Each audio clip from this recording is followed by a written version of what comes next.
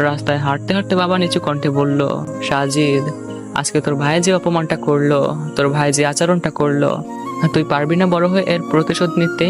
পারবি না বড় হয়ে তোর ভাইয়ের থেকেও ভালো পজিশনে যেতে? পারবি না তোর বাবাকে সম্মানিত করতে? কিছু চিন্তা না করে আমিও বলে দিলাম, হ্যাঁ বাবা, তুমি চিন্তা করো না। দেখবা তোমার ছোট ছেলেও একদিন অনেক বড় হবে, তোমার বড় ছেলের থেকেও অনেক বড় হবে, তোমাকে আর মাকে অনেক বেশি ভালো রাখবে, অনেক হ্যাপি রাখবে। তারপর আমরা গাড়ি করে বাসায় চলে আসলাম। আসতেই মা জিজ্ঞেস করলো, মাকে কিছুই বুঝতে দিল না বাবা, সে চিন্তা করবে এজন্য। বাবা বলল, হ্যাঁ, সাগর টাকা দিয়েছে, তুমি চিন্তা করো না, কিছুদিনের মধ্যেই তোমাকে নিয়ে ডাক্তারের কাছে যাব। এটা শুনে মা অনেকটা স্বস্তি ফিরে পেল। এদিকে সত্যটা তো আমি আর বাবাই জানি। তারপর বাবা কি করবে কিছুই ভেবে পাচ্ছিল না। আমাদের দুঃসম্পর্কের এক চাচা ছিল, বাবার সাথে তার বেশ ভালোই সম্পর্ক ছিল। সম্পর্কটা রক্তের না হলেও একদম রক্তের মতোই ছিল।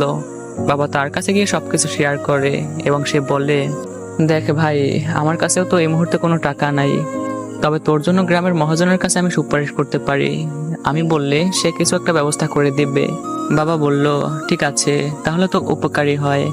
তারপর আমার সেই কাকা মহাজনের কাছে গিয়ে বলল। মহাজন বলল, আমি এমনি এমনি টাকা দিতে পারবো না, তাছাড়া ওর পরিশোধ করারও ক্ষমতা নেই, তবে আমি এইটুকু করতে পারি, ওর দোকানটা কিনে নিতে পারি। তারপর চাচা এসে বাবাকে সবকিছু জানালো। বাবা আর দ্বিতীয়বার ভাবলো না। মায়ের চিকিৎসার জন্য আমাদের শেষ সম্বল দোকানটাও বিক্রি করে দিল এবং টাকা ম্যানেজ করলো।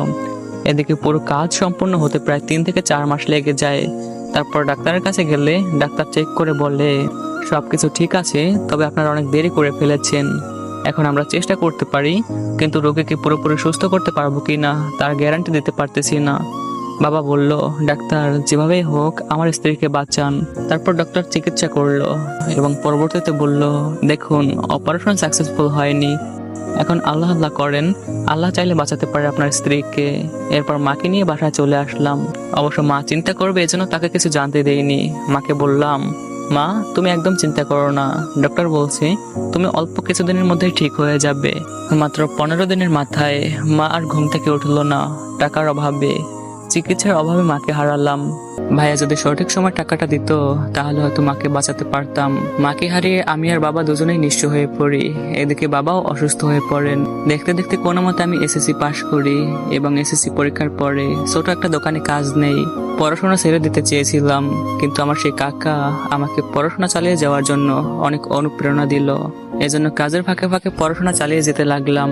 সেদিন ভাইয়ের বাসা থেকে খালি হাতে ফেরার সময় বাবা আমাকে কান্না করতে করতে বলছিলেন, একদিন ওর থেকে বড় হয়ে আমার সম্মানটা ফিরিয়ে দিস। আমিও কথা দিয়েছিলাম, আমি তার থেকেও বড় হয়ে দেখাবো।